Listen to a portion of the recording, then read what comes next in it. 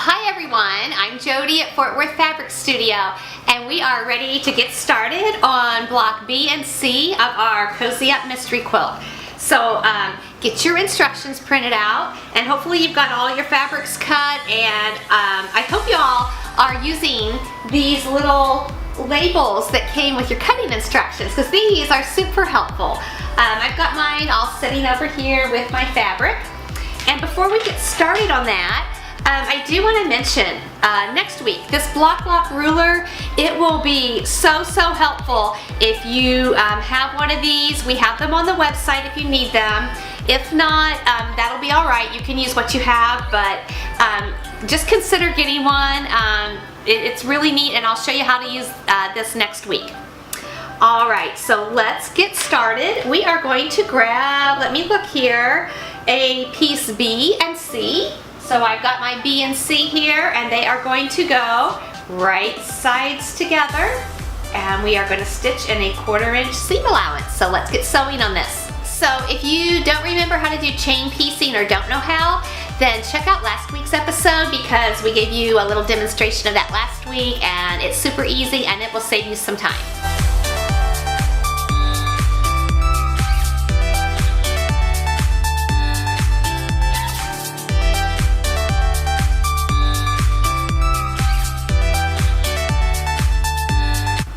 Okay, so we are making 4 of these block Bs, and I've got all 4 sewn together, so I'm going to snip in between each one here on my chain piecing, and then I'm going to go to the presser, and we will press our seam toward the green floral. So you press your seam going this way, and then I'll be right back. Okay, so I'm back. I've pressed all of my seams on this block.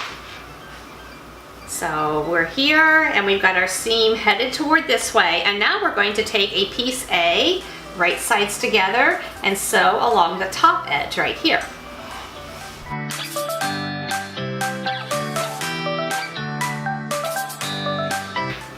I just want to mention, make sure when you're adding this strip A to the top that you have your text running down this way. So you definitely want to sew your red berry print up here and not down at the bottom. So just double check that as you're putting those together.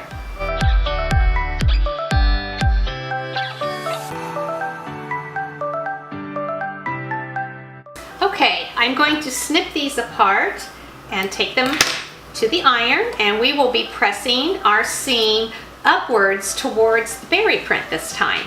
Then I'm going to trim my blocks up and have them be about 12.5 by 12.5. And I'll be right back. Okay, so I'm back with my 4 blocks. I trimmed them up, and I want to tell you that I had a little trouble on mine, because obviously, I guess maybe I didn't cut something quite straight, but my one little side went in a little bit. And so it's slightly less than 12.5 inches, but if you have that happen, and it is a common thing to have happen, just make sure that when you stitch to your next block, you'll be able to see that it's not perfectly straight, and you'll just kind of do a little bit less of a seam allowance on that side when you get to that. So it won't be a problem, but I want to let you know if that does happen, don't worry about it. You can make up for it down the road. Okay, we're going to get started on block C now. Okay, we are ready to make block C, and we're going to use piece H and piece I, and they will go right sides together, just like this, and we're going to start stitching and use the chain piece method to make it go a little bit quicker.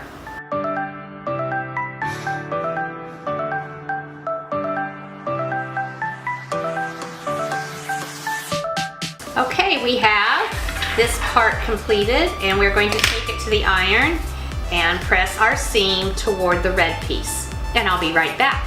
Okay, I'm back with my seams all pressed going this way, and next we are going to take this cute little wood grain print and sew it to the top, right sides together.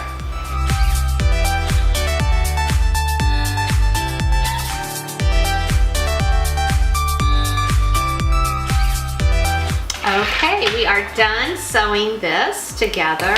So we're going to take and press our seam upwards toward the wood grain. So you'll send it up this way. I'm going to go press these, and I'll trim them up to 12.5 by 12.5, and I'll be right back. All right, everyone, I'm back. We have our B blocks done and our C blocks done. So we have made great progress on our quilt this week, and I know you guys are doing fantastic. So I'll be back next week to sew along with you. You guys have a great week. Bye.